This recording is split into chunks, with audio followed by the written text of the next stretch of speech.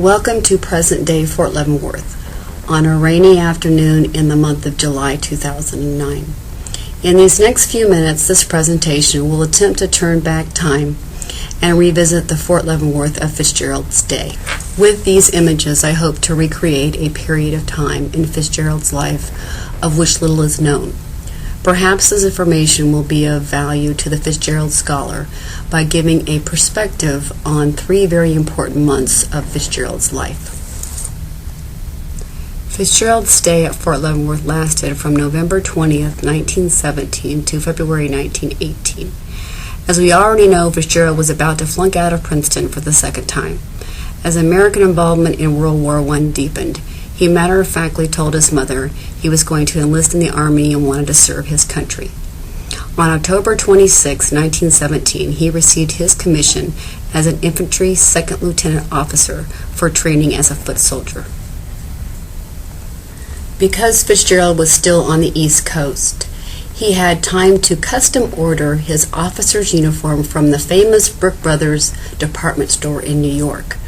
We are all aware of this famous photograph where Zelda describes him as angel-like with wings on his shoulders.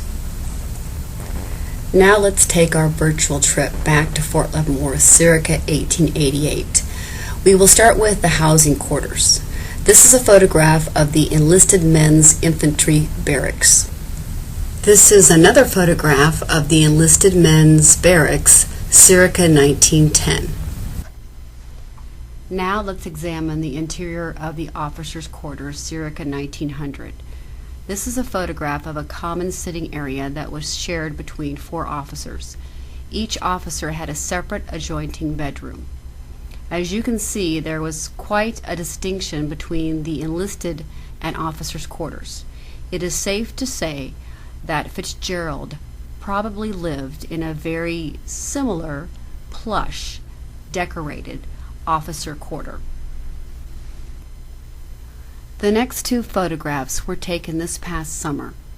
These buildings are the original red brick buildings of the artillery barracks built in 1908.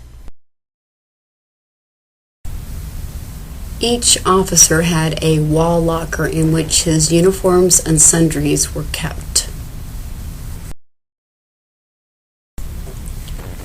In this photograph, an officer is standing by his wall locker in a full uniform dress, circa 1912. This photograph was taken in the Frontier Army Museum, located on the base at Fort Leavenworth.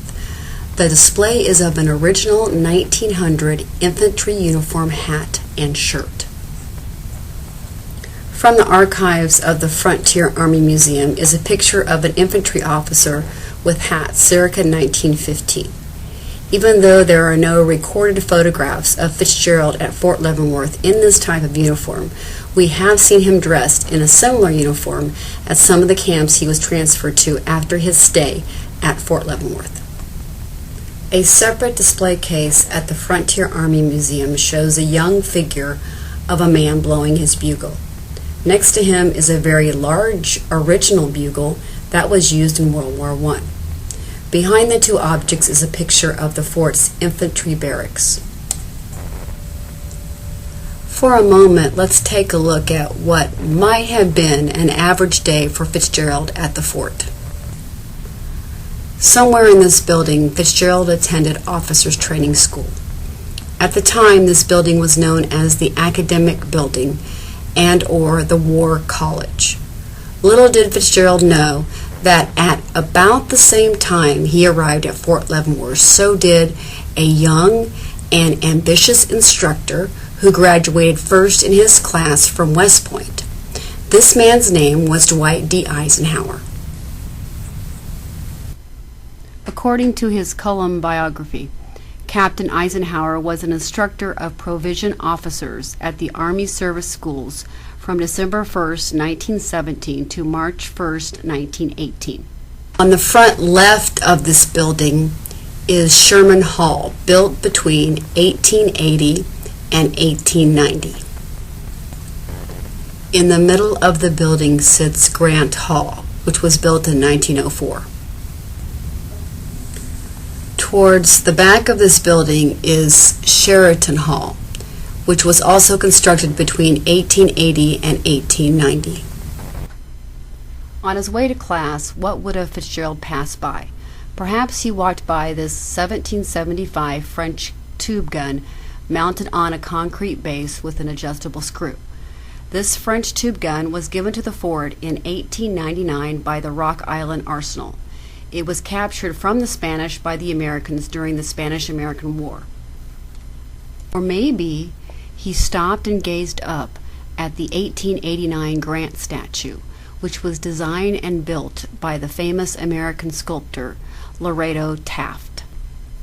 Because it was so close to the officers' quarters, Fitzgerald could not have missed walking by St. Ignatius. This beautiful Catholic church was built on the base in 1899.